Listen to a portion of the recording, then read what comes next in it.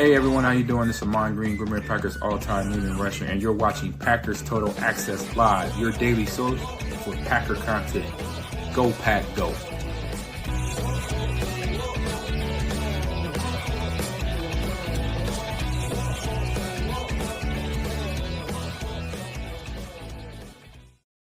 What's up, guys? Welcome into the PTA postgame show. My name is Clayton. You can check us out on packernet.com. Find me on Twitter at Packers_access. Joined alongside Tim in Green Bay, Wisconsin, here to talk about this absolute ass whooping the Packers put on the Lions as it's winding down now. Looks like they got a little garbage touchdown here at the last second, I believe, Tim, as it's now 27-13 with 55 seconds left in the fourth quarter. Yeah, I was really hoping we could keep that to 7 points or whatever the heck the score was up to that point. But obviously, man, just an absolutely dominant performance by the Green Bay Packers.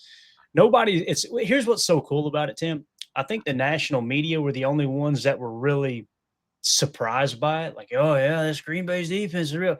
We're all kind of sitting back going, I thought it would be closer, me personally, but I'm not surprised the Packers won this game, and it's just amazing how the national media, the Detroit Lions fans, everybody have gotten on this train that the Lions are just so dang dominant. And it's just really not the case. It isn't. I mean, you've seen it in the playoffs last year. So just love the fact that the Packers came out and took care of business. They protected the football. They played solid defense, fast defense, man. Edger and Cooper all over the freaking field. It was a sack party on Jared Goff. And listen, as much as we want to tip our cap to these pass rushers for getting all these sacks, you've really, really got to give credit to the secondary, because there was many times that Jared Goff was looking at read 1, read 2, read 3, and there was nothing open. So much for people being concerned about the DBs on this team, man. What do you think? What's your initial thoughts here? And I'm sure Jacob and Emilio will join us shortly. I'll let Nate Hobbs tell you what my initial thoughts are. Belt to ass. BTA. Know what I'm saying? I love it. Shout out to CV in the secondary. Played a damn good game today. Like you said, Keyshawn Nixon looked pretty solid too. Javon Bullard played pretty well. Evan Williams, obviously. Xavier McKinney had a hell of a game despite the phantom taunting call early on. I thought it was a phenomenal performance by this team. And, really the icing on the cake was Micah Parsons getting that sack there towards the end on Jared Goff. You just got to love it, man. I'm ecstatic. I had a boat race in the books for weeks. I had thought it would be a 35-13 type of deal or something. And I don't know if this was an all-in-all boat race by the Packers, but I will tell you this, Detroit did not ever seem to be in this game to me at all tonight. So just a great performance by the boys. Yeah, I would agree with that, man. It really, at no point was I like, oh no, here they come, and it wasn't that the game wasn't close at times. It was real simple. You just felt like the Packers were in complete control. You felt like they controlled the line of scrimmage. You felt like they controlled the football. They didn't get careless with the football. Jordan Love looked sharp early, and I love the fact that they didn't try to do too much in the second half. Yeah, hey, look, this is kind of how it went last year, where I said Detroit just kind of played the game like, all right, we'll let Green Bay make the mistakes and we'll take this victory. Felt like it was totally the opposite today. You could just tell as time went on, Detroit realized we can't beat these guys. We can't beat these guys today. They were just too dominant. So absolutely awesome performance. We got Jacob joining us now. Jen Wright in the chat says, what an amazing game. So it's now a final. The Packers win 27-13. You guys know the final line. I think the Packers were 1.5 point favorites. So if you pick the Pack, you covered that spread by about, I don't know how many times there. What would it be? 7-8 times, maybe even more. But Jacob, what do you think, man? What's your initial thoughts? As Chris Catalina says, Crack Rock, Howard must have. All right, now let's get that off screen. What are we doing here? So Crack Rock's close enough. We do have the receivables. Hopefully he jumps in here, Jacob. As you can see here, we're looking for Rock Howard. Jordan Love, no touchdowns, 2 picks, and a butt fumble. And then he said Lions 38, Packers 21. So we'll see if he shows up in here. Initial thoughts, Jacob. Man, my voice is almost gone. Been screaming at the TV like a psycho. Just a lot of stuff that I didn't expect. I don't know if you guys have touched on it. Savion Williams taking the opening kickoff. That was awesome. Just all of a sudden, it's like I did the Leo DiCaprio, like, oh, just looking at him like, there he is. Kennard going in after Mr. Zach Tom went out. That was very surprising to me. Sent a message over to the guys in the group chat, and Clay made a great point saying, like, this guy has experience. This is why we traded for him. Now, again, here I got egg on my face, questioning that trade back in the day. Jacobs, just being tried and true, steady Eddie, like, didn't get discouraged right away when it happened. But my Lord, that defense, guys. Yeah, I don't know. It felt so different watching a defense that, for whatever reason, you just knew that they were gonna come out there and make plays. It was, guys, we got a Super Bowl team here. That's what I'm saying right now. Yeah, and again, this is what happens when you protect the football, right? You end up losing the middle 8, I believe, 3-0, but you win the turnover differential 1-0, right? This is how you win these ball games, these divisional games. And Tim, Emilio, I know we got Emilio join us. We'll get his take now, but remember when we broke down? All right, we went through those 6 division games last year and the 5 losses within the division. We were like, every one of these games, if not all of them, a large majority of them, like 4 or 5, 4 of the losses at least, was like, we just gave the ball away. If we had just protected the football, you're probably coming out on the other end here. So King Tron with the super chat. Thank you, buddy. Says belt to ass. Woo! Go Pack, go, baby. Appreciate the super chat there, Tron. You're the man. And then see, we got one more, and we'll get to Emilio Willen Al Swiderski with the super. Thank you, buddy. He says, Daddy Sodas on him. You love to see it. And then we have Biz 1987 with the super chat. Says McKinney gave them 3, and they still were done. That's a true story right there. That's when I really thought, oh, boy, don't like this. This is kind of when the momentum changes, right? And me and Tim, we were tweeting about that. It's amazing how X couldn't just simply stand over and listen, that's a rule and that's an emphasis. I got you. It should have been a penalty, but they can literally stand up, headbutt us, jaw in our face, and that's not taunting. That's amazing how that works. So yeah, kind of inconsistent, right? Like what do we tell our players now after you make a play? Just like don't look down when you're standing near somebody. I mean, that was the definition of ticky tack penalty right there. Good old cleat though. What do you expect, right? Yeah. JT, Green Bay fan, thank you for the super chat, says Yahoo. Evan Williams. I'm telling you, dude, he is so underappreciated. That was a great break on that ball, too. Thank you, JT, for the super chat. Boz with the 20 spot. Thank you, buddy. He says, get ready to go. Ben Johnson. I'm going to need that one on. Get ready to go. Appreciate it, Boz. And there's your special request. Sir, Emilio, let's get your initial thoughts here, man, on this game here between the Packers and the Lions. 27-13 win. Did you watch every snap, and how are you feeling, Bob? Every snap. Tried to go back on a couple of them, try to get a couple nuggets. But, yeah, 27, I was spot on there. I'm happy that Halfley proved me right and kept them below. Honestly, should have been just 6. So the defense played unbelievable. That's kind of scary. Great game from Kobe, I think. You had, the O-line was just a wall up front. I mean, it's like I'm happy that, Goody and Adam and everybody and Matt on offense that we built that, because that was key. Yeah, the rushing game got off a little slow, but everything else was cruising. Just a great game all around. And, I mean, it kind of looked like Dan Campbell had a tear in his eye at the end of the game there. I don't know. He cries a lot. Right. William Herman with the super chat. Thank you, buddy. Says, I tried to tell everyone Lions weren't ready for this, man. Telling you that the Lions, they didn't look flat early. They looked like they had some energy, but by the second quarter, boy, it felt different. Felt like a totally different game. We just started to lean on them. I love the fact that we kept going back to the run, even though it wasn't working, but that was keeping them honest to open up that passing game early on as well. Okay. Yeah, Chris Casuin with the super chat. Thank you, buddy. Says Clayton, Tim, Beard, Excelio. What did each of you think of our run blocking today? Looked exactly like last year to me until Kennard. Boom. Yeah. When Kennard came in, I noticed a lot more pulling. To me, Chris, and I got to go back and watch the tape. I try to stay away from comments like this immediately following the game. It felt like we were trying to run a lot of duo early, and then all of a sudden, and we were just kind of hitting our face into the wall, right? Yeah. And then all of a sudden you seen two offensive linemen pulling on consistent plays. Yeah. And that's where you got Kennard out there one time sealing back on the edge, and then another time getting out there and throwing a lead block. So what do y'all think about that, what he said there? Because to me, that's, again, Kennard, one of those dudes that I didn't expect him to come in and play as good as he did. However, when they said Kennard at right tackle, I felt a lot better about that than rookie Anthony Belton. But what's y'all's take on it? That was my initial reaction, Clay, was I kind of assumed Kennard would come out there first. I didn't expect to see Belton as much as we did towards the end of the game. But I think Chris, the casual end here, is onto something. Run blocking looked pretty good, especially in the later parts of the game today. Josh Jacobs was able to get the wheels turning and get some of those chunk yards, kind of keep the clock rolling and, control the tempo of the game, which is what you need to do when you're playing with a lead. And I think it's a testament to our O-line as a whole. But I don't know. I thought it looked good. It was good to see Big 71 out there, right? Big Escalade playing in his first NFL game and doing okay. So, I think Chris is right there. Run blocking looked a little bit different, especially later in the game. Yeah. I mean, go ahead, Jacob. No, I mean, I just, like Tim said, at first when I saw Kennard get out there, I think I sent a message to the group chat and I was like, Kennard at right tackle, which isn't, necessarily to say shade on Belton or Morgan or anybody else that could maybe swap into that position.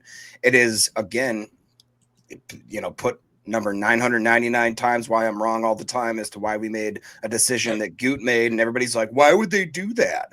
Well, here's why, guys, because in the frickin' trenches, when you need somebody that you can plug and play when something goes wrong, well, here's what he did. He came in there, he protected the quarterback. He looked real good doing it. Like you said, they felt so comfortable that they've had the guy doing absolute stuff that you don't just have a normal backup do. And here I am eating crow again. I'm very happy to do it. What do you think, Emilio? Yeah, run. Honestly, the run game was a little rough at the beginning there. We weren't churning it, but we were staying on it, which is all I asked Matt of. I mean, you can't get away from it. You can't make it one-sided. But I think Sean Ryan near the end there, he had a couple pancakes that were good. I think Elton got a good push. Everyone was, cleaning up the pile. Jacob started falling forward near the end of the game. That's why you stay consistent in the first half with it, even though you're only getting 2-3 yards or whatever. You see them start breaking 5, 6, 7, 8 yarders. Ran for 10 one time, and then he kind of gets hungry. You know what I mean? That's that Marshawn Lynch kind of feed me look. So I'm happy with it in the end of the game, but there's always room to improve. But yeah, I did like to see a little bit of the pulling with the guard center combo there.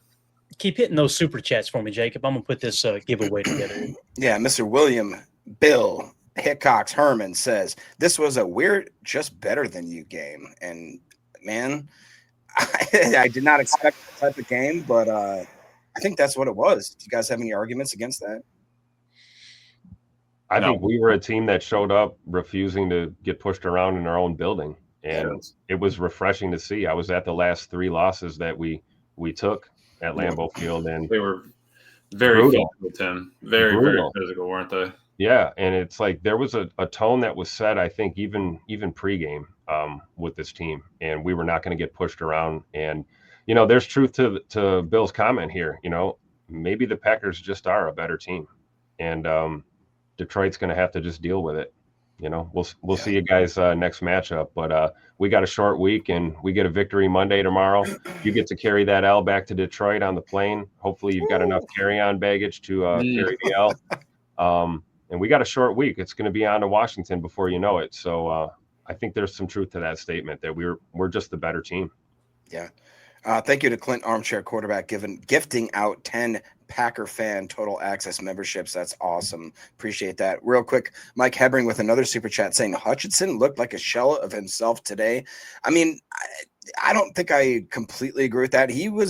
I think that we played that good. Hutchinson looked like he was ready to play. And, obviously there's going to be a little dust on the shelves when you don't play for as long as he has, almost a year. What do you guys think about the way that we contained Mr. Aiden Hutchinson? Go ahead, guys. I thought he got the haircut and he was supposed to tear us up. I thought he said, Barber, hit me with that one all over and I'm going to just tear up the Packers. And that did not happen. So I'm happy. We're chilling. I love how Emilio noticed the haircut. What do you think, Tim? What do you think? I think schematically we might have took Hutch out of the game a little bit there. It's kind of hard to get after the quarterback when you're mixing in the run, even if the run's only getting you 1 or 2 yards, like we were saying early on. We didn't get away from it. I was almost biting my nails waiting for that moment when it's like, oh boy, here we go. We're going to start chucking it down the field. And, to this team's credit, we didn't. We even saw Jordan check out of a few passes and check to a run. And it ended up being, 4 or 5 yards from Josh Jacobs. So it's hard to get after the quarterback when your line's holding up well in the pass pro, and then you're mixing in enough of the run fits and running right at him. So I think we might have just schemed him out of this game today. Yeah, to your point, Tim, Josh Jacobs finished with 19 carries, 66 yards, and a touchdown with a long of 15. So Blue it's not collar like stats right there. That's grab your right. lunch pail, go to lunch work. pail, drinking the Let's Gatorade go. of the working man, right? Absolutely. Right. That's all he does. I don't know I'll what say else. this. Did anybody else notice Aiden Hutchinson dropping into coverage and Jaden Reed burning him? Yes. Oh, yeah. I thought Joe the Barry second would window. be able to do that. I'm just saying. Yeah, it was the second window. You're right. Go ahead, Nick. Go ahead, Jake. You go. Yeah, Nick McSwain, the Packers were by far the most physical team. Packers D's swarmed immediately, and Parsons breaking through the O-line sack was terrifying. Belt to ass. And just not to, brush past your comment there, Nick, I don't think we've talked about it yet. Micah Parsons made a noticeable, unbelievable difference in this game. In the few snaps that he had, are you guys not convinced that was an absolute, I'm convinced the trade was a blockbuster trade just off the way that he played today. No epidurals, nothing shot into his back, supposedly. The guy came in and every single play that he was on the field, he was a difference maker. Am I correct in saying that? Yeah, for me, I think what I noticed was LVN and Rashawn Gary and Devontae Wyatt did their thing. Yes, I felt like they were way more effective than Micah Parsons. But again, as I said before, that Micah Parsons first sack gonna hit like crack, and it did. It did not disappoint, man. That thing pinged. It was lovely, let me tell you. So go ahead, Amelia. What were you gonna say, man? No, the defense was tearing it up. Absolutely. I think there was a great game. You were spreading the wealth with the sacks, but Colby Wooden had a good game. I think he had LVN had his, Rashawn had his, almost probably a safety. Micah fast ran him down. Goff looked like he was running in quicksand there.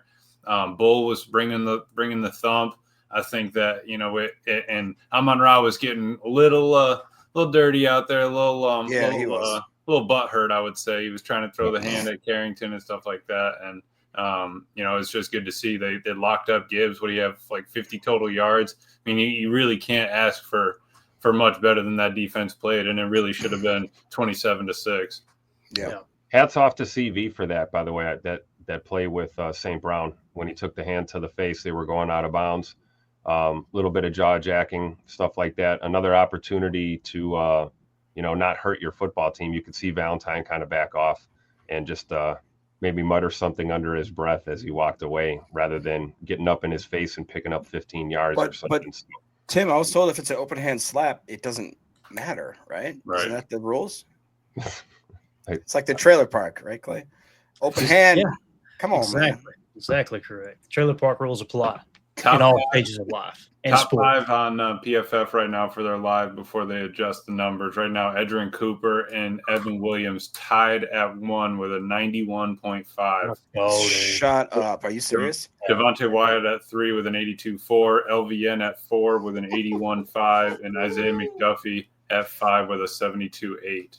Let's go, bro. Cooper jumped off the screen. And that's why I mentioned him first. Even before Micah, before Gary, before everybody was like, Cooper you can see the extra weight too. Like when he gets there heavy. Yeah. Really, really cool. Jake G126 with the super chat says that pass rush, though, the North should be shaking. Amen to that, sir. William Herman with the super chat. Thank you, William. He says Lions glory days are over. Big Bro is back and he's pissed. And Rock Howard actually jumped in here, too. Thank you for the super chat there, William. And Rock said, I want to be the first to say FTP. I think we know what that means, but let's just make sure. So Jordan Love. Classy Detroit Lions fan right here, for sure. Jordan Love. Hold on. I'm trying to double check here. Jordan Love, no touchdown passes and 2 picks and a butt fumble. Actually, Jordan had 2 touchdowns. That's right. No picks and no fumbles. No butt fumble. Yeah. And Jared Goff did have an interception, I believe. And then he also went on to say Lions were going to win 38-21. Let me see, 27. That didn't happen, though. Yeah. I don't know. Something's off there. Am I wrong? That's not matching up. It's weird. Yeah, that's the way it goes in Detroit. Yeah, and also, did you see that streak on the line with the 8 straight wins versus NFC North opponents? That one's that's a goner. 20-plus points in 15 straight games. That's a goner. 49 straight games with a touchdown. They saved that one. Lucky. I mean, Key had his fingers on it. We just need a little bit more. Definitely. And then Chris Stevens super chat says number 70 stepped up when Tom went down. Man, I tell you, and the Zach Tom injury, I haven't gotten any updates. Have you guys heard anything on that yet? It was a hip, I thought. A hip. It was when Hutchinson tried to laid out Jordan Love on the fumble there or whatever. I think he just landed right on the side of it. Yeah. Yeah. I knew kind of what happened. I was just wondering if we gotten an update. Oh, yeah. It feels like a hip bruise. Like Amelia said, he just came down right pinpoint on that hip. It just ugh. Jacob, you see a lot of hip bruises too, right? When you're I do, but it's usually not greasing the pole the right way, you know. And that's a foreseeable problem that we got to fix, you know. I own that. I think we had QB. I think we're all caught up on the super chats, right? So I think we had QB1 at the podium. Tim, if you'll get me a screen grab together here, man. Let's go. Let's go and see what Jordan had to say here at the podium. Let's do this. So this is QB1, Jordan Love, speaking with the media. Again, guys, I've got the volume cranked. You may have to turn your TVs up a little bit, but whenever you're ready, Tim. Thank you, sir. Appreciate you. Here we go, guys.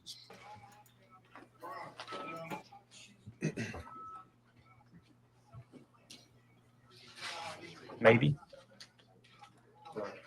Guess they're going over the notes. I don't know. Everybody's scattering around. Jordan looks bored. Looked like me watching half of this game, to be honest with you. Right. Just kind of hanging out, you know, staring at the TV, going, man, it's ass whooping. Yeah. And maybe he's watching replays, right? Maybe he's watching the highlights. He's walking him through it. Yeah. How you gonna make him? How you gonna make this man stand at the podium? What does it mean to beat those guys and get a one victory and things that you hadn't done? No, it's amazing. Obviously, I think a big goal for us was to be able to come in here and start the season off fast and start the season on the right note. So to come in here week one at home and get a dominant win like that is amazing and exactly what we've been working for. So it feels great. Jordan, you guys talked all week about getting off to a fast start because you didn't do that in some of these games last year. Like, what was the key to doing that offensively today? Just making plays, just going out there and executing at a high level and making plays. So like you said, it was a big goal for us to come in here and start fast. And, you know, I feel like you said, in our past couple games against these guys, we've got off to some slow starts and put ourselves behind.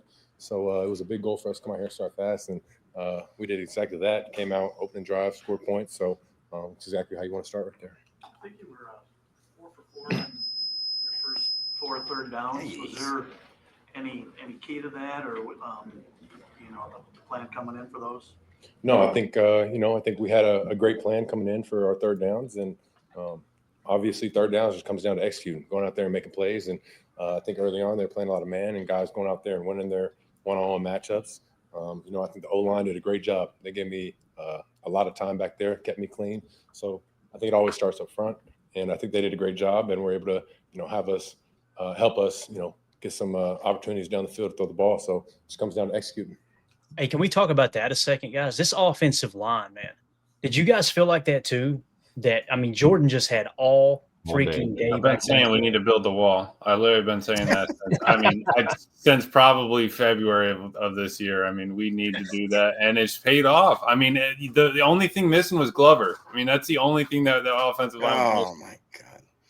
Hey, do you think, Emilio, let me get your professional opinion here. Do you think that Glover helping coach on the sideline was a big factor? Yes. Oh, absolutely. You could see that he's bringing the thunder out there. He's bringing that energy. It's what you need. But, the offensive line was crushing it. They really were. I love that you even, and you were getting a lot from Tuck and from Musgrave out there. And you bring them in, Chips, get north, all that. Love it. All right, let's go back to Jordan Love here. I think that third downs, Jordan. Touchdown to Tucker, I believe that was the third down. Mm-hmm. We're just seeing that one because you're watching on TV. There wasn't a lot of space there, but you threw it in a perfect spot. Yeah, tight window. Tuck's running this route, got quarters coverage, and was able to get, behind the linebacker and inside the safety, and gave me enough room. And I trusted him, just put the ball out there, and he made a great catch right there. It was an absolute seed by Jordan Love, Tim, to go down the seam, over the under defender, under the over defender, and Tucker Kraft with one hell of a catch there for sure, man. Where do you think you picked that up from? I'm wondering if that's the old Aaron Rodgers. If I see the nameplate on the jersey, I'm ear holing that ball all day. Beautiful. Yeah, beautiful throw. I came up. It reminded me of the scene. The hot fish one last year against the Houston Texans. Yep. Yes. Yeah. Same exact feeling, man. Same exact feeling. And again, Tucker Kraft, how many times is this going to happen before people finally start to respect this dude? You know, he's got some of the best hands of any tight end in the entire game. Right after Branch took his helmet right off. Yeah. He literally, Right after he put hands on Branch. I like that. Yep. Absolutely. All right. Here's Jordan again. Josh is a great player, just 8 yards at the half. But what's it like to have a leader like that? He waits for the game to come to him, and then he can get you big touchdowns like he did. Yeah, Josh, obviously, he always wants to, have the rock in his hand, and that's what type of player he is. But I think, their game plan was to come in here and stop the run, and they're doing a good job of that. And so we struggled early on to get the run game going, but I think we made those big plays in the pass game. So obviously, Josh is he's a pro. He's going to wait for those opportunities to come his way and just keep going. Jordan, when we talked to you, I think this week, you said it might take a little bit of time for you to, be in rhythm and connecting with the receivers because of all the injuries in camp. Just what were your thoughts on how you guys were kind of connected and clicking, and just how everyone caught the ball and made those plays? Yeah, like you said, I think everybody's just making plays. When the ball came their way, obviously, like I said before, just going out there and winning their matchups on some of their routes and just executing at a high level. So, that's always the test, is just coming in here and executing. And like you said, we had some guys banged up through camp and missed some practice time. So, I missed some practice time, which is, it's never ideal, but you got to find ways to, stay focused and stay sharp throughout the week. And I think those guys have done a great job of that. And obviously came to the field and just got to go out there and make those plays. All right, there you go. There's QB1 at the podium. How cool was that, though, that another thing that he mentioned there, Emilio, I missed a lot of time too in practice, right? And boy, it sure didn't seem like it bothered him too much today. I felt like he was very effective. And I love that he didn't try to do too much. There was one particular play where he did a little too much. Obviously, a penalty kind of bailed us out there. You want to clean that up. The game could have been totally different if that pick six stands, right? We would all agree. Yeah. But same time, maybe he's seen the laundry on the field before he threw it too, because obviously it was a defensive hole. Right. But, that five, I think they were kind of the back-to-back plays where Anzalone almost had that one that he kind of whipped over to Tuck, and then right after that he did kind of throw that pick six that was a penalty. But besides that, I would say he had about 50 minutes of clean football that game, right? He had maybe just a little hang up there, and that's fine. I said I wouldn't be mad at a couple picks. It could have changed that game around for sure, especially us being in our own end. But he was still looking the right way. He was reading well. He had time in the pocket. He stepped up. He used his legs, even after maybe he slid a little awkward, but who cares? I mean, I'm glad the kid just got out and wasn't caught up in the scruff there. But he was really doing it. Yeah, and it felt like early, Jacob, in this game when they started to take the runaway, man. That Jordan was. I mean, it was literally like you could not get any running game going at all. You were still committing to first and second down, just trying to run a rock, keep them honest. They were loading the box, all those things. And Jordan just – I put the team on my back, dude. Like, seriously, early on, you know what I mean? Like, it was just like, all right, let's wing it around for a minute, then we'll get right back to the run game. And, boy, oh, boy, did it hit. Yeah, I was really impressed with the poise of Jordan Love today because it didn't start out absolutely perfect. He had a great 20-yard throw to Dobbs down the field there, right? And remember, there was a missed throw to Tucker that he was probably going to be running towards the freaking end zone still. Shot him by probably a good 10 yards, and I was like, dang, I hope this doesn't, have a marker of how the rest of the game's going to go. Well, it didn't. And then, I talked about they talked about, I should say, that LaFleur in the middle of the game, they're like, if he wins this game, he will have the highest winning percentage since 1970 of any modern coach. Like, and we're all sitting here trying to pretend like Matt LaFleur isn't, a dog. A dog, to say the least. One thing you're going to get your ass kicked in that. Yeah, absolutely. Savion Williams taking the opening kick and then him taking a jet sweep. Did you guys see that happening? You have that on your bingo card. Pretty cool to see that, right? The Kraft touchdown when Love was on 3 of 3 for third down conversions. I believe they got to 4 of 4 conversions. And just, again, every single time that I saw the offense on the field, it didn't seem panicked. It didn't seem stressed. It didn't seem like that they were out of their element. It seemed as if that they had a plan for every single thing that the Lions threw at them. And we just were the more dominant team the whole game. I never once, the whole time watching this, felt, hey, we don't know what we're doing right here. It just absolutely felt like we were in control. And that's a weird feeling to feel like defense, offense, special teams, I thought they all absolutely outperformed my expectations. Yeah, Tim, I want to get your take on this too, man. Check this out, Tim. This is Jordan Love and Micah Parsons coming off the field together. Let's see if they address the fans on their way out. I love it. Love it. Rashawn over there too. Love it. Love to see Let's it, go. Tim. See you guys Thursday night, baby. Let's go. Whole new era in Green Bay, Tim. Whole new era, man. I love This it. is the 3-year window is open, my friends, and this is what we were talking about. This is why you don't make those crazy moves like people were. Think about this: how close they were to trading for Trey Hendrickson. Yep. Yeah. And Trey Hendrickson would have had an impact as well, right? But the reason they didn't trade Trey Hendrickson, Tim, is because they wanted Rashawn Gary. And Goody said, "No, I'm not giving up Rashawn Gary for Trey Hendrickson and picks," right? But then he turned around and gave up wonder Rashawn. why I stand Not for Rashawn. Brady. I'm sorry, not Rashawn Gary. Kenny Clark. I apologize. God, I got it. Kenny Clark. He wouldn't give up Kenny Clark in that trade for Trey Hendrickson, right? Yeah. And But then for Micah, turn around. It's different with Micah, 26 years old. The window is further open. If you get Trey Hendrickson, you got him for 1, maybe 2 years of really good football, probably. With Micah Parsons, man, it's a 3 to 5 year window is what you're looking at with Micah, right, Tim? absolutely, and a lot of players on this team, quite frankly, that have recently signed extensions or new contracts. So I think it's true. It's a sign of the times. It's a new era.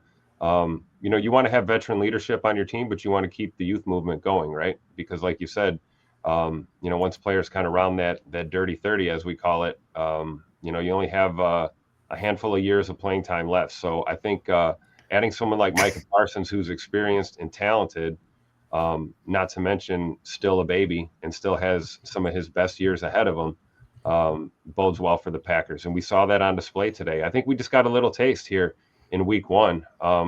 Once Micah Parsons gets more acclimated into the system, and our coordinators and our staff gets acclimated to utilizing him in different ways, I think we're going to see a hell of a lot more of it. And it's awesome, man. You love to see it, right? Yeah, Tim, we have a dirty 30 rule at the Oval Office as well. We got to get him out of there by 30. Leo DiCaprio. Sometimes I wonder if Brian Gutekunst is the general manager out there at the Oval Office. That's all me, buddy. All me. Oh, is it really? Okay, gotcha. Yeah. All right, let's go to let's go to Coach LaFleur, who's at the podium right now. Let's see what the coach has to say about this huge victory over the Detroit Lions. I was really happy with our performance. I thought the fans that showed up brought great energy, and the fans that sold their tickets to all those Lions fans got to be better. Oh, hold up. If we just hear this. Zinger. God, I love Run it this. back. Run it back. Go back. Let's get a replay of that real quick. May have went too far. We'll find out, though. Here we But go. all in all, I was really happy with our performance. I thought the fans that showed up brought great energy, and the fans that sold their tickets to all those Lions fans got to be better. Bro. Heard it from a fan right here. Put him in the Hall of Fame right now. I love this. You guys know early on, right, when we were doing the pregame show, there was a lot of tweets coming out. Man, there's a lot of Honolulu blue out here, right? Good for Matt LaFleur. Somebody needs to say it. What are you Somebody talking about? needs That's my job. What do y'all think about it? I want to get your take on it. How do we feel about it? Does anybody disagree with what he said? What do y'all think? Hell no. Let's No. go. I think Mrs. Green says, do better. Full stop. Let's go. Yeah. We need that thing to be green and yellow. We need it to be like Clayton at the game yesterday, right, Clay? We just need that thing to be just green and yellow all around and just one little section of blue over in the corner in the nosebleed. Bro, I walked up in that tailgate, and I had my all-white Packers gear on, where it's white with gray embroidering and everything. So it's like silver embroidering. And somebody seen the G, and they went, hold up, is that a damn Georgia shirt you wearing to a Tennessee tailgate? And I got a little closer. Oh, you a Packer fan? I am too, man. How you think we're going to do this? Nice. They're totally welcome. Tim, what do you think about your head coach out here punking people, man? I love it. It's Tupac LaFleur, man. That's why I gave him that name. Aw Shucks Matt has been gone for a long time. There it is. Give me that image. Love it. There you go. Tupac LaFleur, 3 lung darts deep with the do-rag. We're ready to go. I love it. And you know what? He's right. I don't think anyone, at least anyone on this pod, is going to disagree with Coach there. It's one thing for fans that are unable to attend for other reasons. You have things that come up in your life. You can, you're a season ticket holder. You can't attend a game or two in a year, so you sell your tickets. At least make the effort to make sure, we've got green and gold in the stands at home. And I'm just so happy for this team and this franchise, and proud of our coach for calling it like he sees it, man. The guys on the field did their job, right? They took care of home. I've always said that, protect 1265.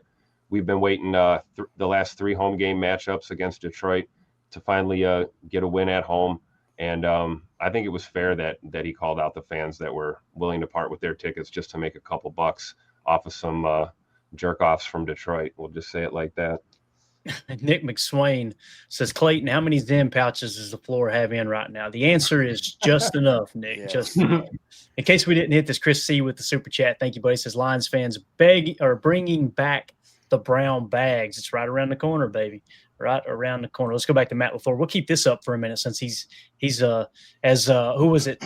Andy Monday, I think, said. What did he say about the pretzel? Jacob, you had it on the screen there. Matt LaFleur's like a pretzel, salty with a crunch. There you go. Let's see if he's got anything else in here. What do you think about the impact Parsons had on your defense overall? Yeah, I thought it was very impactful. I think you look at that interception that Evan Williams had. It looked like he beat Penny pretty quickly. But he said that. Micah did. Micah was kicking the crap out of Penny Sewell, man. Yep. Did I see that correctly in time, real time? It looked like he got a pressure. There was another sack where he got pressure on the quarterback. I'm not quite sure who got the sack, but I thought he was pretty impactful in the limited snaps that he played.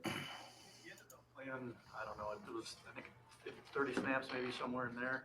Was that higher than you would have guessed, or that you were shooting for coming in? Were you okay with that? Yes, it's definitely higher than what we anticipated. Let's go. Yeah. That's a great question. I'll have to investigate. Built to ass. Snaps on their final possession. So did you feel good about how much you had left in the tank that you guys were able to do that with it? I could tell, like, he looked like he was gassing a little bit. So that's when we took him out. And you really wanted to end the game right there. And we had a couple opportunities. They converted a couple 4th downs. And obviously that was a hell of a catch by Tesla on the touchdown. But yeah, we wanted to end the game prior to that, obviously. Just couldn't get it done. You kind of said you executed your game plan how you wanted.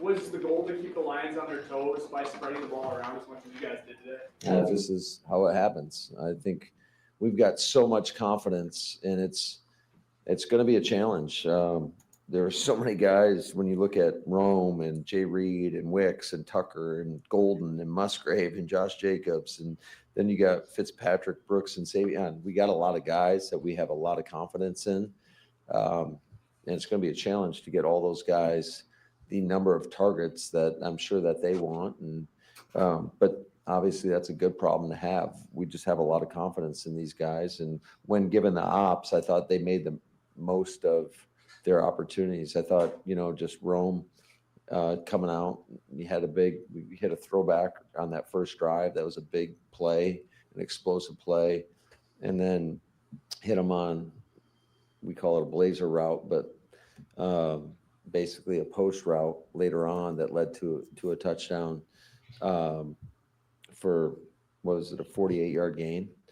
I mean, those were big plays in the game, but we got a lot of guys that we feel real comfortable getting the ball to. The first 4 third downs is the 16-yard one to Wicks. He's got an 11-yarder. All right, let's just go ahead and break away from that. We got a couple of chats in here.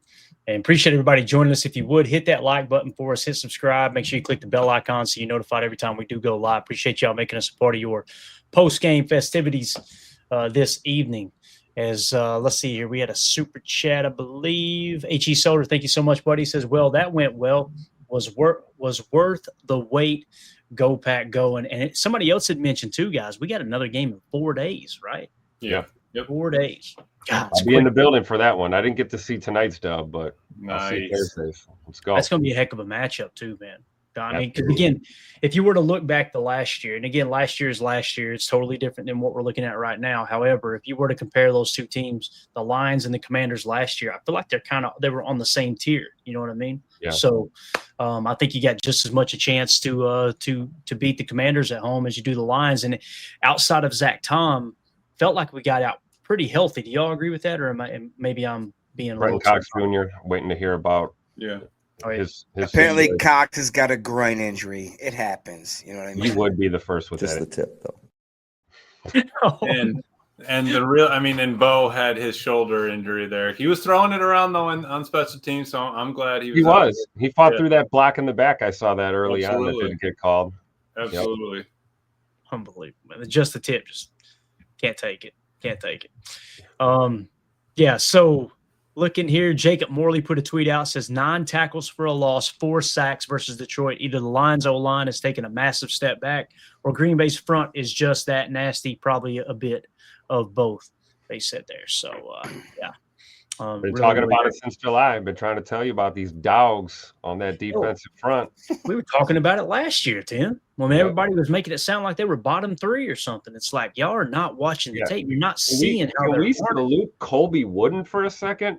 Put some respect on Colby Wooden's name. I can't wait to see his grade for sure. Did he make any of the initial grades there by chance, Emilio? He did. Kobe Wooden landed in at number 8 with a 66-1. All right. We'll take that. Not bad. Micah Parsons landed in at 10 with a 65-1 with a 72-9 pass rush. Nice. Got it. Good stuff.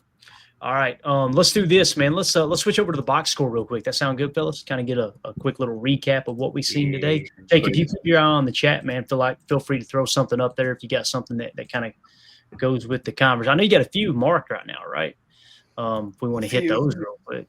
Yeah, let's hit them real quick. All right. I mean, there's a lot of super chats, so thank you guys about that for real. We hit those, right? Yeah. Antoine Roqueton says, was it just me or was Gary and Parsons not on the field a lot together? I don't know about you guys, but yeah, I think that's true. But I think that's because they realized initially that like, oh shoot, we don't need these guys together. Like they are literally breaking the game apart just one at a time. You guys correct me if I'm wrong, but I did not expect to see him with the amount of snaps that he had. And the two of them together are absolute Tasmanian devils. Like it's crazy. Do we have a snap count on Micah yet? PFF had him at 30 snaps, 7 run snaps, 23 pass rush snaps, with Rashawn Gary having 47 total, 16 run, 31 pass rush. Wow. So that's like 10 or 12 more than I thought they'd give him. Yeah. Honestly. What were we saying? What you were saying, 20, Tim? I was thinking, 30-ish. Jacob, we were right around there. So we were kind of on it, but I could kind of see him getting a little gas there at first. He was a little, catching your breath a little bit. But yeah. They were using him a lot on third downs, just bringing him in on the third and down. Did you see the NASCAR packages when you had everybody standing up and then you had Mike at nose? And what I loved was 2 of them halfly had it where Micah was at nose and then LVN got one of the sacks. And then Micah was at nose the other time. We had the full coffee house, everybody mugging, and we only ended up bringing 4. Yep. And then you did the same thing and only ended up bringing 3, and you still get a rushed pass or a sack. I mean, Halfley was calling a game right there. In the notes here, I've got Gary and LVN with the run stop on first down. The very next play, they had LVN in the B gap as a joker. So he was standing up, mugging the B gap, standing up like a linebacker. He jab step right, engaged or got the guard to stay at home, and then he dropped into coverage, and lo and behold, they throw to the flat, and he's the one who gets to stop in the flat with the tackle. And boy, oh boy, did he look agile out there doing that. So, and then you end up seeing Micah playing a little joker. You've seen Gary play a little joker. So they're moving all those guys around. And this is what we talked about. They love that heavy rotation. You think about it. Gary and Parsons are both starting caliber edge rushers, right? They would be number 1 edge rushers on any team across the league that doesn't have like a superstar like Micah Parsons' level. Like if you remove those top tier guys, that's what Gary would be. So why put them on the field at the same time when you can have him and LVN opposite each other, right? And then all of a sudden LVN has come off for a breather. All right, put Mike out there with Gary. And then Gary needs a breather. Put Mike out there with LVN. You've constantly got starting caliber edge defenders rushing those tackles.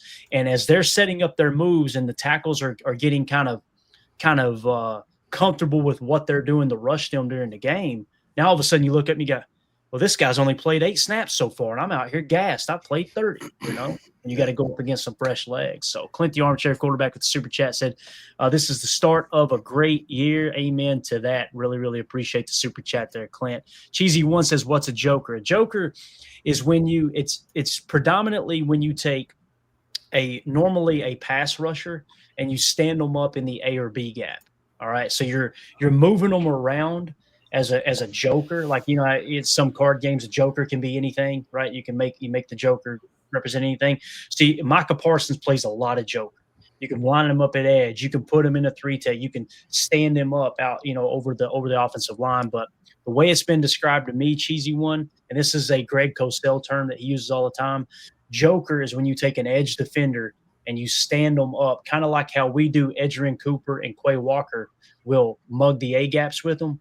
They'll do that with an edge defender, and that's called a joker. So you're going to see them do that with Gary. Remember last year we loved it. We watched it on the tape. Me and Tim, I think Emilio too, we highlighted it where Gary was standing in the A-gap, and then he backed off and acted like he was dribbling a basketball between his legs. Yeah, and then all of a sudden he rushed. He was playing joker right there. That's what a joker is. Are you guys more surprised the fact that, one, the limited amount of snaps for Parsons, but when he did y'all see him line up? He lined up, I think, 3 or 4 times over the guard. Mm-hmm. He was lined up shifted, over the center one time. I was going to say he was shifted over the nose tackle position at the last second. Like that exactly was what Jeff Hafley said about the fact that there's nowhere that this guy can't line up and be actually productive and actually like send shivers down the offensive coordinator spines. Like that's insane to me that he actually did it in limited production where we were like, he's maybe going to play 20 snaps. They're throwing him in at freaking like a 1-tech. Like what? Yeah. What is happening? Yeah, definitely. Andy Monday in the chat says Packers defense, 3.8 yards per play, 2.2 yards per rush. Let's go, dude. 9 tackles for a loss, 9 quarterback hits, and 4 sacks. There you go. I'll take that. Yeah. If you were to guess on who had the most pass rush snaps on the defense, who would it be? Over the entire defense? Yeah. LVN. I would think it was probably Devontae Wyatt, but I could be wrong there. Devontae Wyatt wins with 35. Second with Rashawn, 31. Then we had Carl Brooks at 25, LVN at 19, Kobe at 18, and Kingsley at 15. Or I'm sorry, it was Mike at 23, but yeah, King. So it's like what I love, Devontae Wyatt stepped up, but he had a great game at the same time. I mean, a great game. And again, when you're talking about that, when you're talking about the defense and Devontae Wyatt specifically, what was the big worry about losing Kenny Clark? A portion of the family is like, what are we going to do to stop the run now? What are we going to do to stop the run? Guys, 2.2 yards per rush, if that's an accurate stat there, if that's final, that Andy had mentioned there in the chat. Last year, we finished second in the league in rush defense, only allowing 4 yards per carry. We kept the Detroit Lions at 2.2. And you guys know, going into the game, I said if I was the Detroit Lions, I would try to establish the run and really test that interior defensive line. Now that Kenny's gone, it did not work out. So, and next thing you know, you're playing from behind, and now you let the pass rushers eat. Bosco Jenkins with the 99-cent dono. Thank you so much, Bosco. We appreciate that, man. That's generous of you, buddy. Thank you for joining the stream this evening, man. Yeah, Clay, look at that. Carries or yards, 46 yards, 22 carries. Divide that out. That's 2.1 right there. There you go, man. So again, yeah. And Clint, the armchair quarterback, saying LVN looking good.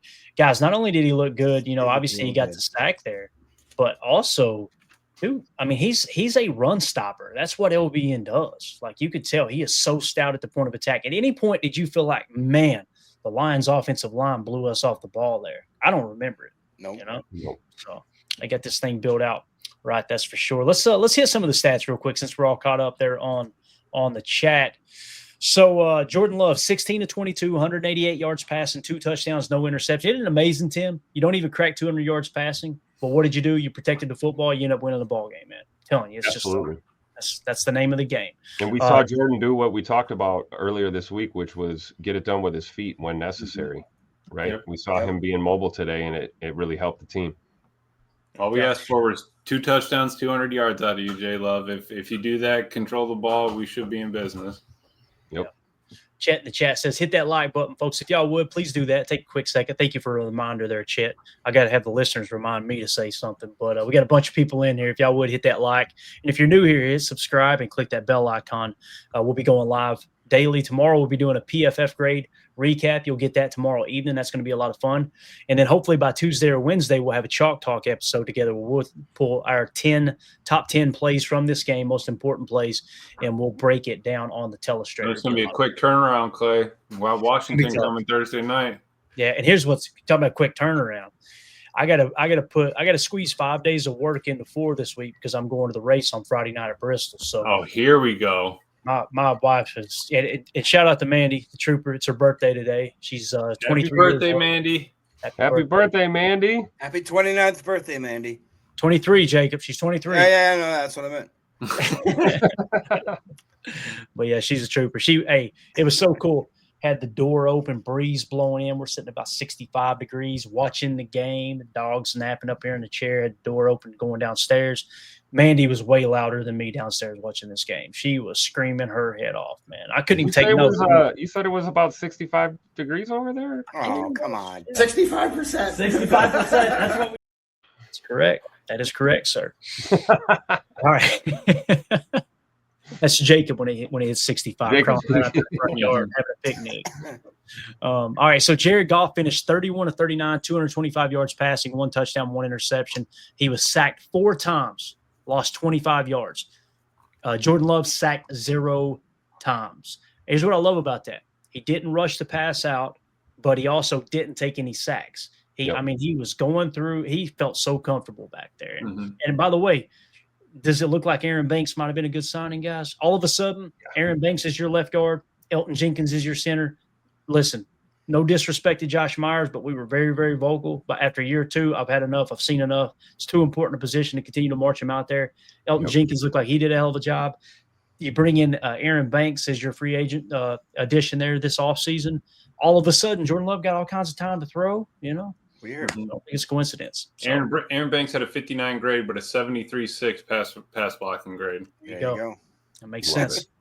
All right, so going to the running game, Josh Jacobs finishes 19 carries, 66 yards, and a touchdown. I love that they just kept going back to him. You know what I mean? You didn't get away from the run. You just continued to make sure that they had to load that box and try to stop the run. And then you got some late game yardage as well, which is huge because now they're starting to get a little bit impatient. And they might try to blitz a little bit more and try to have some big plays, force some turnovers. And Josh Jacobs started to lean on him. I think he had 2 explosive runs, I believe. And I think they both might have been by Kennard. So again, another addition on the offensive line, man. For sure. Yeah. And then Emmanuel Wilson only 1 carry for 4 yards. Jordan Love scrambled 3 times for 4 yards. Tucker Kraft had a carry for 3 yards as well. Did you like that? Did you like that out of the wing look and just a little jet sweep? I liked it a lot. I don't know, man. Listen, there's nothing I want more than Tucker Kraft to get the ball in his hand and run over a DB. But I'm looking at that going, boys, I feel like everything's working okay. We don't have to do that, right? But how honest is that? But how honest does that keep them, though, Clay? That's I was going to say, I personally loved it. I loved it. Yeah, how many times are we putting Tuck in motion and you're bringing Musgrave in motion, and then maybe you bring him across for a sieve, and then bam, snap it a little fast. He's got it going around the corner. Come on now. I think that's. You kept him honest enough to be all over it because it didn't really gain much yardage. What do you guys think about Golden returning punts? Me no likey that, Jan. I was going to say when I saw it, I was like, no, Shepard, please. I personally did. I did because I feel like the receiver room got healthy. If Dontavion Wicks had been out and Savion Williams had been out, I would have been a little more. I liked him, but I'll tell you why. It wasn't, hey, let's break one for a big gain. It was, this guy's going to catch damn football, and that makes me happy on punt return. If you put him back there and just fair catch it and catch the thing, I'm good to go on punt returns. What I cannot stand is every time the ball is spiraling in the air from a punter's foot, I'm going, I hope we catch this one. That sucks. That feeling sucks. So, Their running game, as you guys pointed out here already briefly, David Montgomery, 11 carries for 25 yards, absolutely shut him down. Mr. All-World Jahmyr Gibbs, 9 carries, 19 yards. Jameson Williams, 1 carry for 3 yards. And Jared Goff had 1 carry for -1 yard. So, again, like you said, Emilio, we held the Lions' potent rushing attack. 22 carries, 46 yards. You guys remember leading up to this, we pointed out the Lions had the best offense, the number 1 offense in the league last year. We talked about that. Look and at what this grading O-line. Yes. Yeah. One of the best tackle tandems in the entire game, right? And again, leading up to this game, what do we talk about? Guys, they lost Ragnow at center. That's going to be huge. Is Tate Ratledge going to play center? I don't even know who ended up playing center, to be honest with you, but I know that interior could not get anything going against the Green Bay defense. Yeah, Ratledge was playing right guard, and my man got worked on Kobe Wooden's one on their goal line where it was almost a safety, and he got worked on Devontae Wyatt's sack, I'm pretty sure. So he had a rough game. We got a little bit of spillage over here from a couple years ago. Donovan Schilling says #fire Joe Barry. There you go. All right, moving on to receiving. Romeo Doubs led the way. Had 4 targets, 2 catches, 68 yards, had that 48-yarder, which was just absolutely awesome, man. Great throw by Jordan Love. And, I just caught the ball.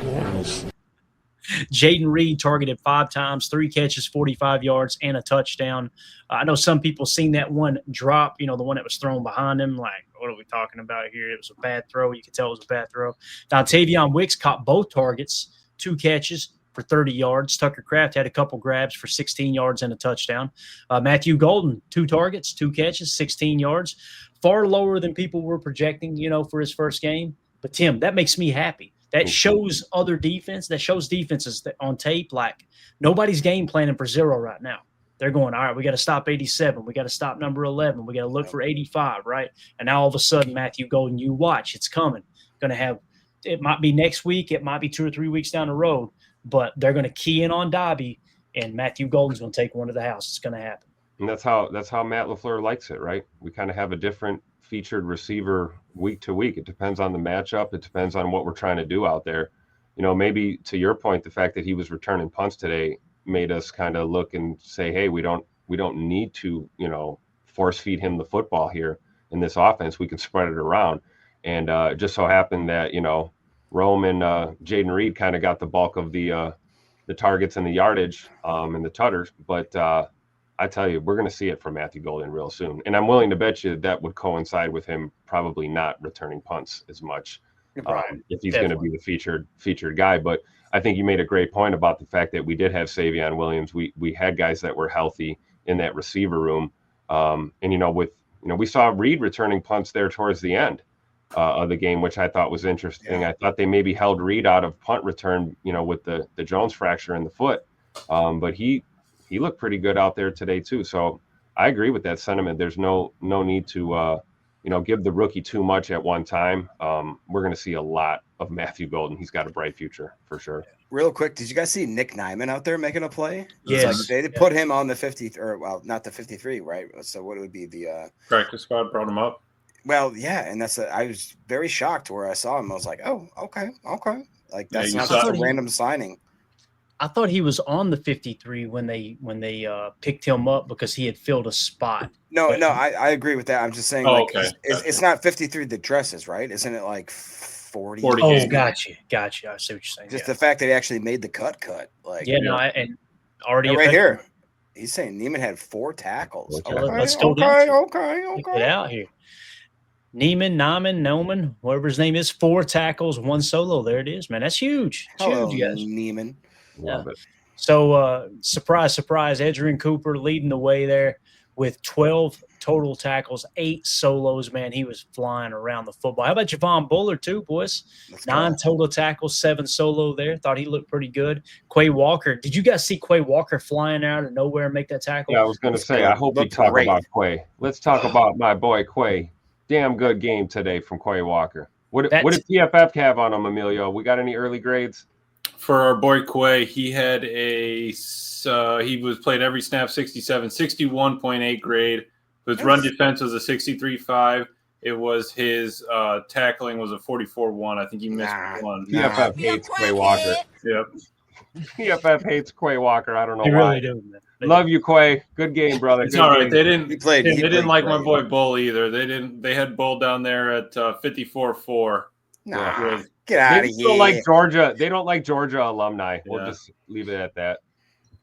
There you go. Get outta Godsmack here. AR69 with the super chat. Thank you, buddy. He says, I don't know if someone beat me to it, but shout out to Darian Kennard. He stepped up in a big way after Tom went out. Prayers for Zach Tom.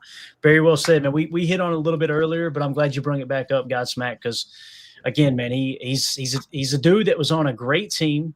It tells me that Goody probably had a good draft grade on him when he did come out. He played for the Eagles, was buried on that depth chart, obviously, with that great offensive line. And Goody said, you know what? No better person to add depth with than someone who's got multiple Super Bowl rings. So I thought he played really well. I really did, man. And makes you feel a little bit better. Now we know, all right, that's the right tackle. That's the backup right tackle as it sits right now. So good stuff. Thank you for the super chat, man. Appreciate you. Let's see here. What else we got? On what Nick McSwain says, some crazy punts from Whelan's just an animal, dude. And I know people don't talk about this much. God, he just never misses. He could miss 3 in a row and shank them, and I go, that's all right, man. We've got our money out of him so far. He just never misses. He never misses. No. It's unbelievable, man. We take good punters for granted in this league. We really do. I don't think we do in Green Bay. We know what we have, right?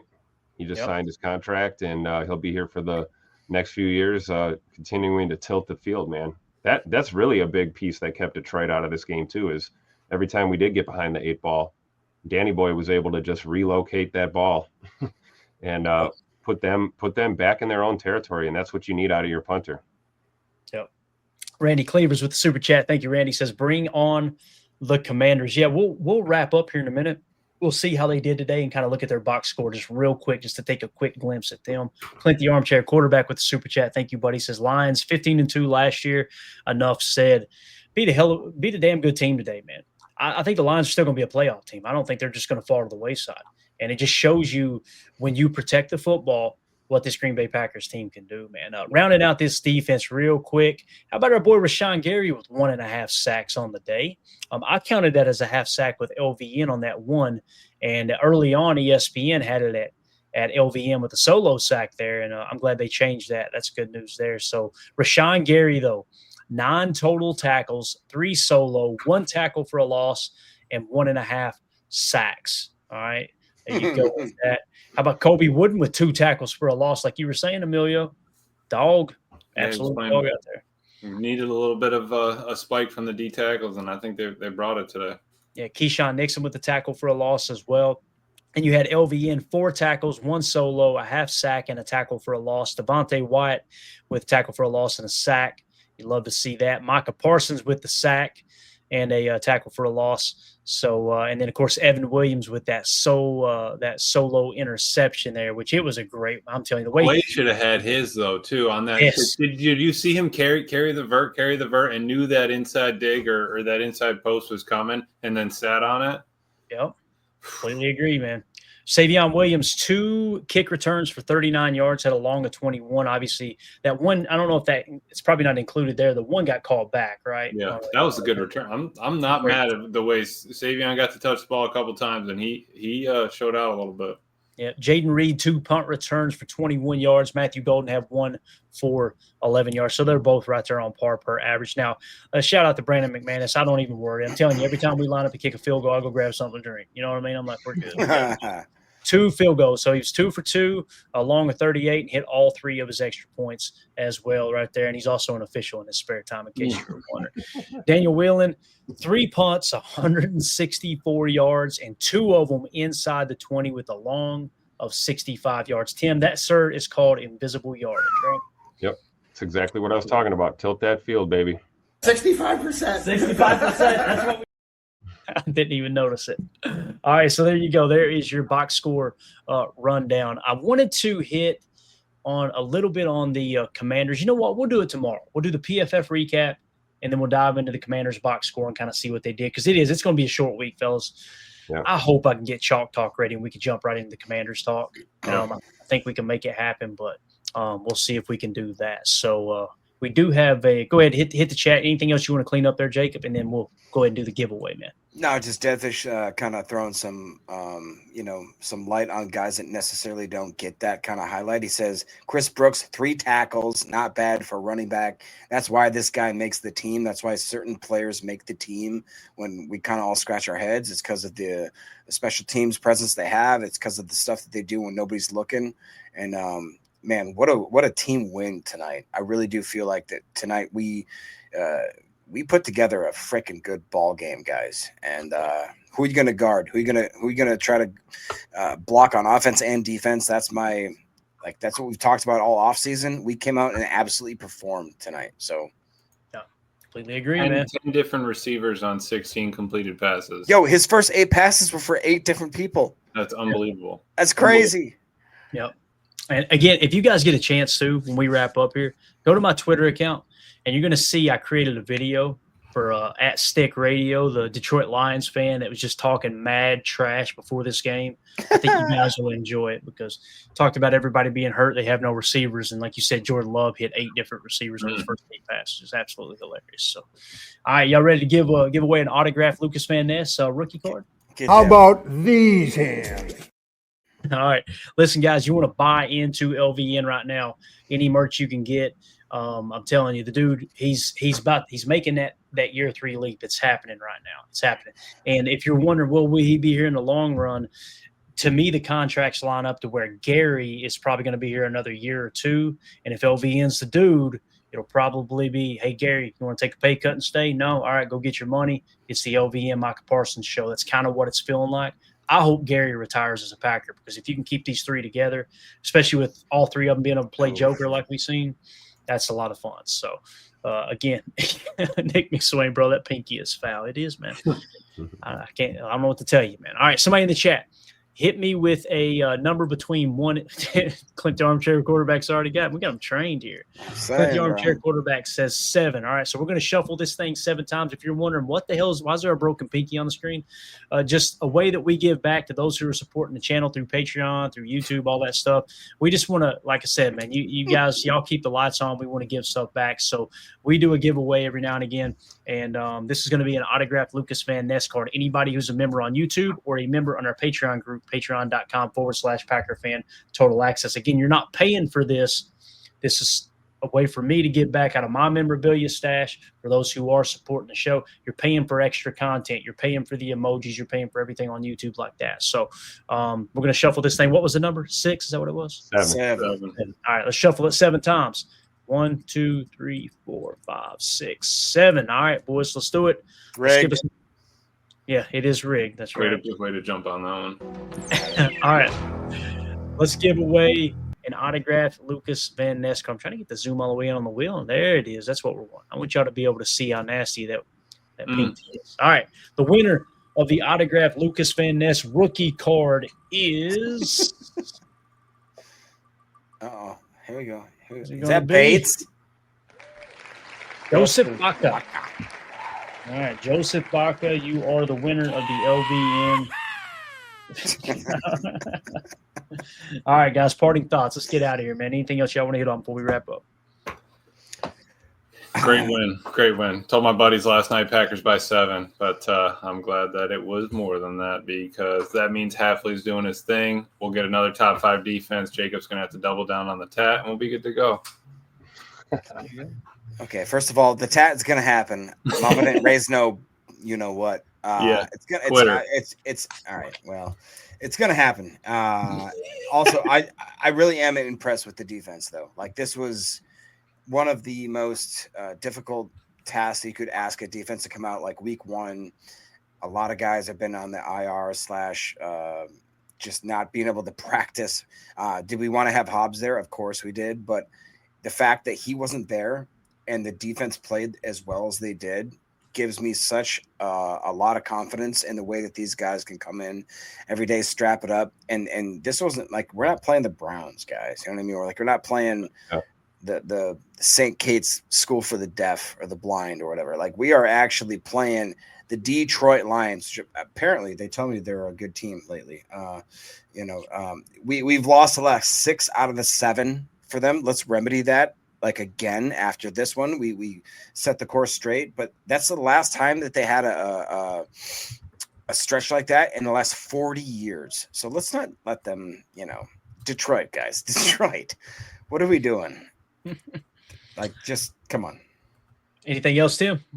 Yeah, nothing feels better than beating their asses at home. I love it.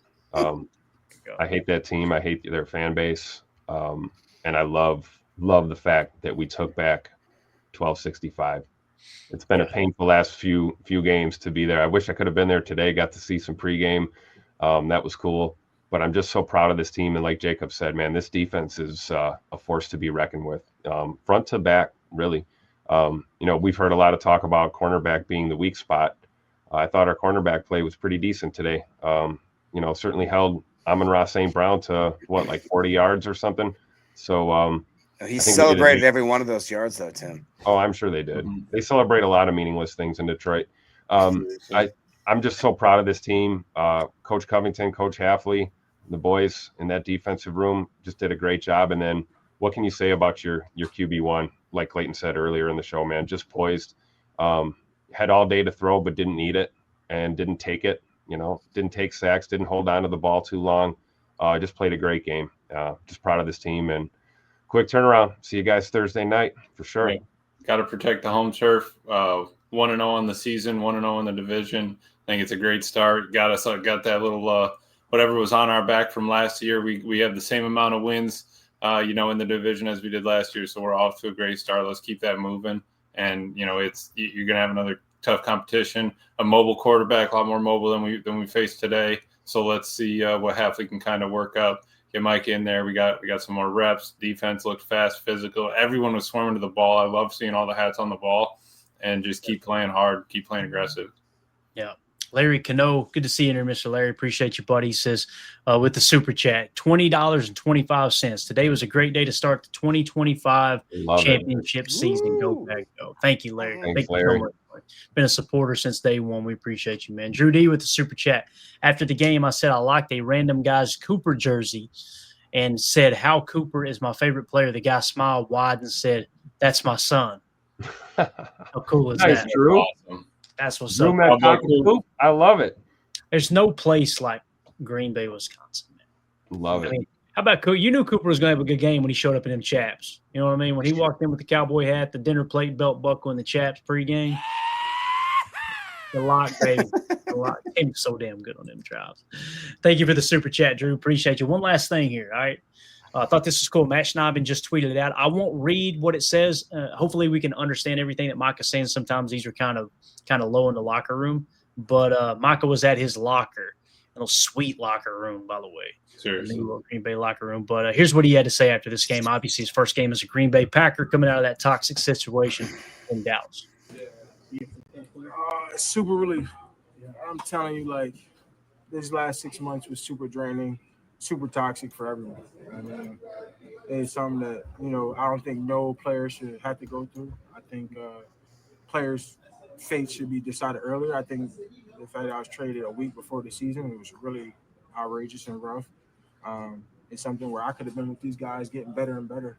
And we could have had a probably even more dominant start, if that was the decision we were going to make. So I'm just happy that's behind. These guys embrace me. They believe in my talents. They believed in me, and I'm just going to give these guys everything I have because I know what's at stake. I know what they gave up for me to be here, and I'm going to do what it takes for us to win. Yeah. How about that? Let's go, he said, these guys embrace me. They believe in my talents. They believed in me, and I'm just going to give these guys everything I have because I know what's at stake, and I know what they gave up for me to be here. I'm going to do what it takes for us to win. So got us a dog, boys. Got us a dog. Tippy cap to Goody. That's it. Appreciate everybody tuning in, man. Listen, there's a lot of super chats, far too many to mention. Just please know, guys, every single person, I don't care if it was 99 cents or the largest super chat of the night. Thank y'all so much for all the support. I know that comes out of your hard-earned dollars, and the fact that y'all do those donations is what makes us keep this thing going. It allows us to pay for the equipment, pay for all the stuff we need, and really, really appreciate the support, man. You guys are awesome. So we'll see y'all tomorrow, 6:30 p.m. Central Time for PTA Live. We'll do a full PFF review and get into any kind of injury updates, stuff like that. I know Tim will have his ear to the Green Bay streets tomorrow to see if we can get a tip on how severe anything with Zach Tom or Brenton Cox Jr. is. And we'll be back tomorrow to talk ball. Guys, appreciate y'all jumping in there with me, man. This was fun. Are you kidding? It was awesome. All right, man. We'll see y'all tomorrow. As always, let's go out and be the change we want to see in the world. Go Pack. There we go. Bye, guys.